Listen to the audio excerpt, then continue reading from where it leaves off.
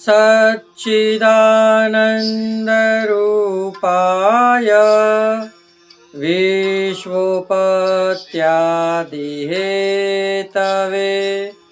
तापत्रय विनाशाय श्रीकृष्णाय वयं नमः।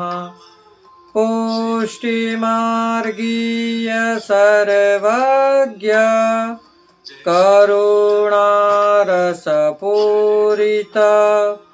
श्रेष्ठ फलप्रदाता च तस्मै श्री गुरुवे नमः। जय श्री कृष्ण, राधे राधे। जय श्री वल्लभ प्रियजनों, दास का प्रणाम स्वीकार करें। दास उपस्थित है आज आपके सामने गोसाई जी के एक वैरागी वैष्णव की कथा लेकर। वैरागी का अर्थ ये नहीं है कि आप वैराग ले लो, परंतु ये ऐसे मन से यदि प्रभु को आप जो कुछ भी अंगीकार कराना चाहो, वह ठाकुर जी तो जगत नियंता है, साक्षात सर्वात्मनम है, सब कुछ अंगीकार कर लेते हैं। भाव ये अति आवश्यक है आपके हृदय में। कथा प्रारंभ करने से पहले दास आपसे निवेदन करना चाहेगा कि यदि आप हमारे चैनल पर नए हैं तो हमारे चैनल को सब्सक्राइब अवश्य करिए, बेल आइकन बटन को दबा दीजिए, हो सके उतना मित्र मंडल और सब में अपने रिश्तेदारों में भी इसको शेयर करिए जिससे और लोग भी लाभ ले सकें। और कमेंट बॉक्स में जय श्री वल्लभ, राधे राधे या जय श्री कृष्ण अवश्य लिखिए, जिससे हमें यह ज्ञात हो जाएगा कि हमारी मेहनत सार्थक हो रही है, हमारे प्रिय वैष्णव इस कथा का नित्य प्रति आनंद ले रहे हैं। कहते हैं पूर्व के एक क्षत्रिय का वहां इनका जन्म हुआ और यह जन्म से ही वैराग की दशा में रहते थे। खाने पीने का कुछ भान नहीं रहता, सोने उठने बैठने का कोई भान नहीं रहता।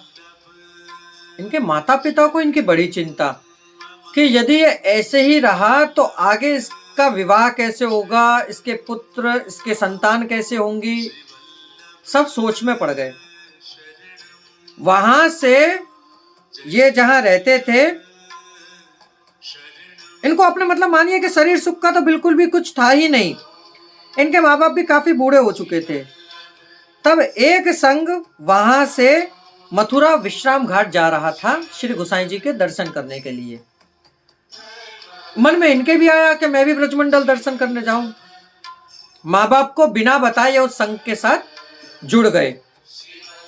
संग चलता गया, करीब 10-15 दिन लगे होंगे और वहां विश्राम घाट पर पहुंचे। उस समय विश्राम घाट पर श्री गोसाई जी सुबोधनी जी की कथा कह रहे थे। इनको भी बड़ा आनंद आया श्रीमुख से कथा। यदि वल्लभ बालक कथा करें तो प्रियजनों हमें बड़ा आनंद आता है, हम सुनते हैं तो हमारा मन गदगद हो जाता है। मन के अंदर ऐसा भाव प्रकट होता है कि सुनते ही रहें और कथा सुनते सुनते ही शरीर का त्याग कर दें, देह का त्याग कर दें। ये वहां खूब प्रसन्न चित्त से कथा सुनने के लिए बैठ गए। कथा पूर्ण हुई तो ये गोसाई जी के पास विनंती करने के लिए गए, क्योंकि गोसाई जी का स्वरूप तो परम लावण्य है। ऐसा सुंदर स्वरूप गोसाई जी का कि पूर्ण पुरुषोत्तम है वह तो। इन्होंने कही क्यों ना इनका शिष्य बना जाए, तो इनके पास जाएं। तब ये वैरागी श्री गोसाई जी के पास गए। गोसाई जी से विनंती करी कि प्रभु आप मुझे अपना सेवक करिए। तब श्री गोसाई जी ने इसे दैवी जीव समझकर शरण में लिया और नाम निवेदन कराया। कितने ही दिनों अपने पास रखकर इसको कथा सुनाई और इसके हृदय में वह कथा उस प्रकार की स्थिर होकर जम गई कि समझो इनके मन में तो सदा ब्रज में रहने का ही भाव जागृत हो गया कि ब्रज तज कहीं जाऊं ना, ब्रज में ही रहूं। जिस प्रकार आज हमारे मध्य परम पूज्य प्रातः स्मरणीय श्री प्रेमानंद महाराज जी विराज रहे हैं वृंदावन में, कि उन्होंने क्षेत्र त्याग ले रखा है कि वह वृंदावन को तज के कहीं और नहीं जाएंगे, वहीं रहेंगे। तो ऐसे ही इन वैरागी के हृदय में ऐसा भाव जगा कि मैं ये ब्रज को छोड़कर कहीं जाऊं ही नहीं।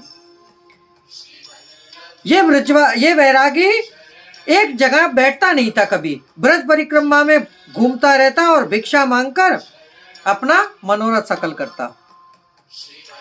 एक समय ये कोकिला वन में दाल बाटी बना रहा था। इतने में इसे याद आया कि अरे आज तो डोल उत्सव है, जिससे इसके मन में बड़ा ही खेद हुआ कि आज मैं प्रभु का डोल उत्सव कैसे भूल गया। जिससे इसने क्या किया कि ब्रज की लता पता, जहां ये कोकिला वन में बना रहा था, वह लता पता में इसने अपना ठाकुर जी का डोल बनाया और मानसी से मन में भाव रखकर इसने वह दाल बाटी ठाकुर जी को अंगीकार कराई। और आप जानते हैं इसने डोल किस प्रकार झुलाया? अपनी हथरेटी पर। इसकी कथा में नाम भी यही है, एक वैरागी जिसने हथेली में डोल झुलाया। तो ये हथरेटी में प्रभु को इस प्रकार से डोल झुलाते। उस दिन इन्होंने ऐसे ही डोल झुलाया और डोल करने के बाद ठाकुर जी को अपने साथ ही लेकर घूमते, क्योंकि भाई एक जगह तो टिकते ही नहीं थे। ब्रजमंडल में जो एक जगह टिक जाए तो फिर बात ही क्या भैया, हम स्वयं खुद नहीं टिक पाते एक जगह, हम भी भ्रमण करते रहते हैं ब्रजमंडल में।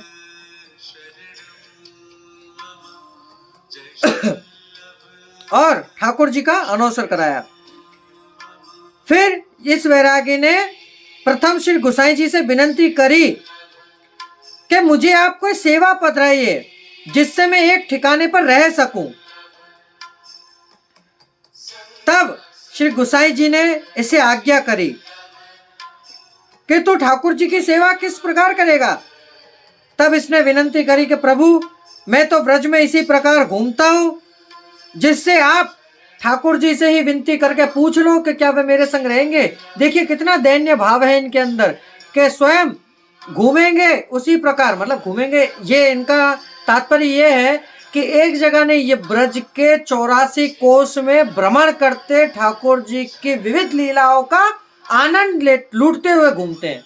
ये नहीं कि इधर गए उधर गए, ये दुकान देखी वो दुकान देखी, नहीं।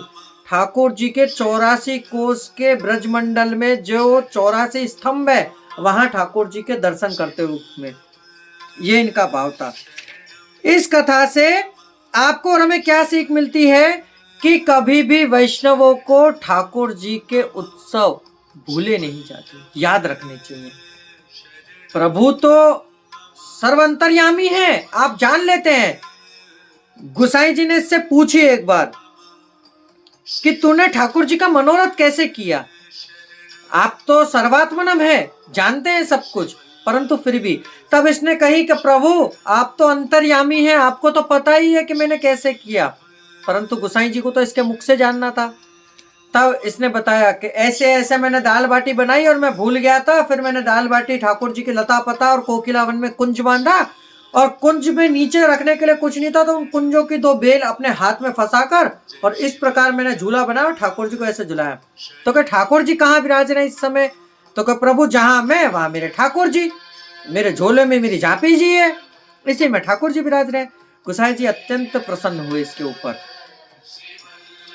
ये श्री गोसाई जी के ऐसे परम भगवदीय वैष्णव थे कि इनकी कथा कहां तक कहे। तो प्रियजनों, ये थी एक वैरागी की कथा, जिन्होंने हथेली में हथलेटी, इसको हथरेटी बोलते हैं, अपनी हथरेटी में डोल झुलाया। यदि ये कथा से आपको आनंद की अनुभूति हुई हो तो हमारे चैनल को सब्सक्राइब अवश्य करिएगा। अब इस दास को आज्ञा दीजिए। जय श्री कृष्णा, राधे राधे, जय श्री वल्लभ, अस्तु।